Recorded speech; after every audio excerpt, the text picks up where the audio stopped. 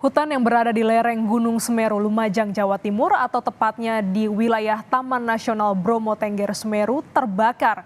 Belum diketahui secara pasti luasan kawasan hutan yang terbakar karena lokasinya cukup jauh.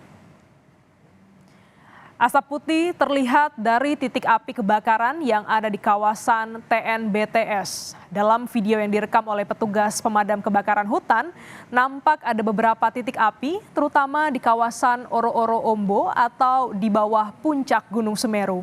Berdasarkan informasi dari pihak kepolisian, vegetasi yang terbakar di hutan Semeru adalah alang-alang, semak, dan sebagian cemara gunung. Saat ini tim gabungan masih berusaha menjangkau kawasan tersebut guna melakukan pemadaman. Sebab lokasi kebakaran hutan tersebut cukup jauh.